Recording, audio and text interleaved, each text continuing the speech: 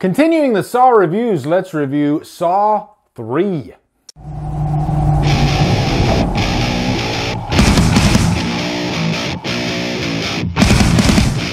Saw 3 stars Tobin Bell, Shawnee Smith, Behar Sumek, and is directed by Darren Lynn Hausman.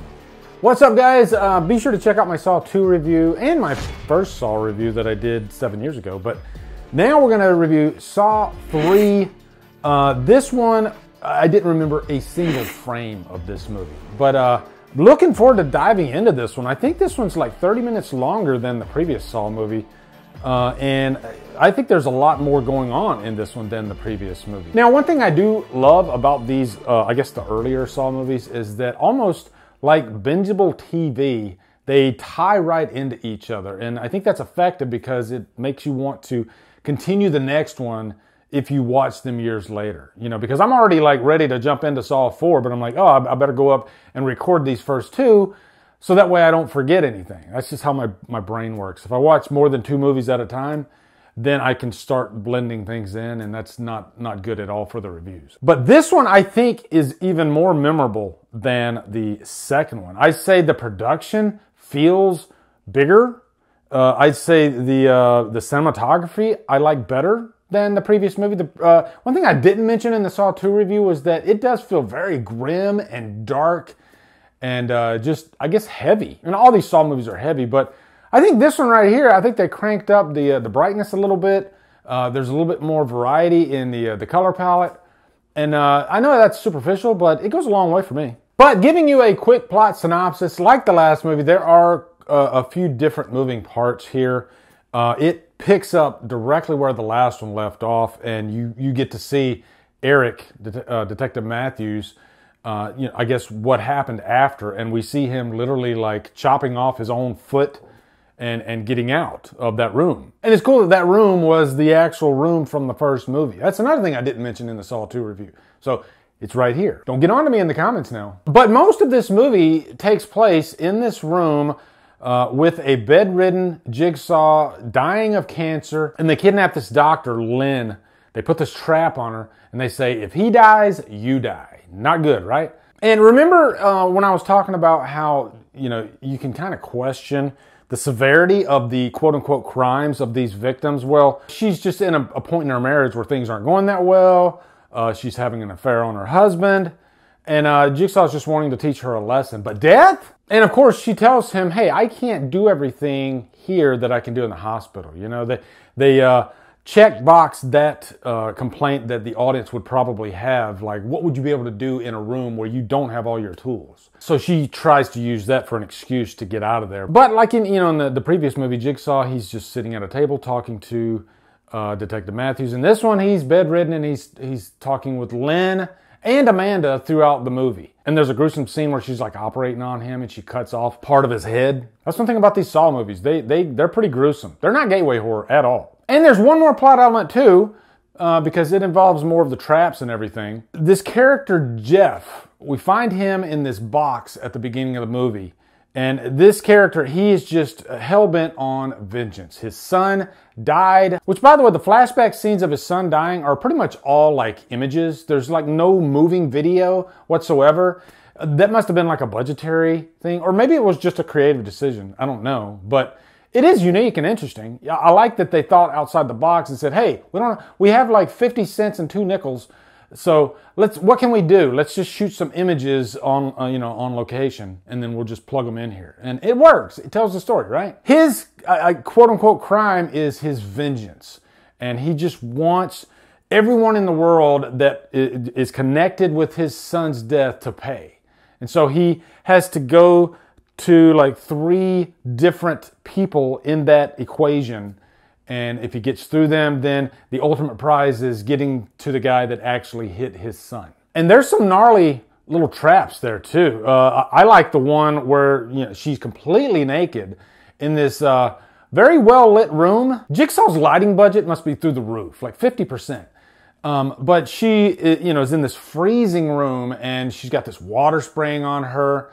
And she's going to freeze to death unless he can find the key. And it's like every time Jeff is in one of these situations, he has to have this like morality play with the victim before he lets them loose, if he does at all. You got the judge, you know, that's the scene that's kind of like, ugh, that's disgusting, right? Because he's got all this like blendered pig soup stuff just like flowing onto him, and he's going to drown unless he gets the key. Everything involves a key. And then the last thing is the rack, which is a really cool, it's like even Jigsaw's favorite trap, you know, I guess up to that point. You got this guy in like a crucifix pose, and the rack, it, you know, each limb, it twists. And so it like breaks all his limbs. And the last one is his head.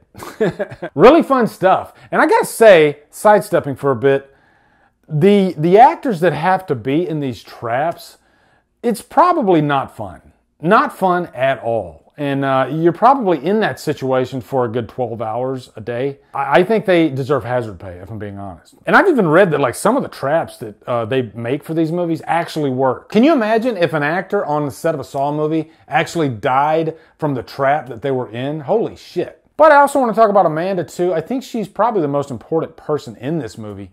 And I think she is the character that's teetering, you know?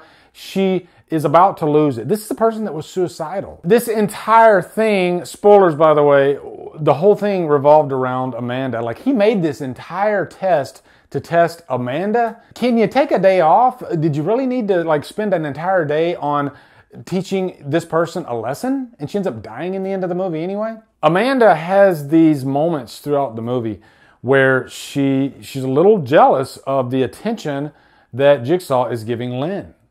And it causes her to kind of freak out a little bit, and she wants to kill Lynn. And John really cares for her, but to go that far, I mean, you could really have a discussion about John himself and what's going on in that head of his. He's not all there, you know? He's very intelligent and very, very mechanically inclined. Like I discussed in the Saw 2 review, you could definitely have a big discussion about you know, morality and what's right and wrong with Jigsaw and how he chooses his victims and whatnot. That's what works about these movies, that you can have a great conversation. Was that right? Was that not right? You know, interesting stuff. But I really liked Amanda. She's probably my favorite character in the franchise, and I think Shawnee Smith does such a great job playing this character. Now, I will say the final act in this movie, it's great, you know, and it's really big, and you have to like tie up a lot of loose ends. It's probably not the craziest twist, but I think emotionally it works like one of the best, because you find out that Jeff and Lynn were actually the married couple. And so Jeff is presented with this idea of he has to save Lynn, because Amanda, you know, as Lynn was leaving the room, she shot her. And so Jigsaw's telling Amanda, hey, this was the test. You failed the test. You shot the person that was supposed to save my life. But also he's testing Jeff because he's telling him, hey, you can save your wife right now by forgiving me, by showing mercy. And he says, I forgive you, and then he kills him anyway. And so he fails the test. They always fail the test, right, guys? One cool thing about this movie is it leaves it wide open for the next movie. Jeff, he's got a new game that he's got to play. Can you imagine that? Like getting to all these games that are just the worst games ever imaginable. And then at the end of it all, you got to play another game. Wow. I'd just be like, do you got a window somewhere? Fuck that. Oh, and the one trap I definitely want to talk about before we leave. Detective Carey, played by Dina Meyer. They had to tie up that loose end, right? And so at the beginning of the movie, she's set up in this trap where her arms are up in the air. She's got this like rib device on her, and she fails the test. Because she's got to get this key that's in this jar of acid.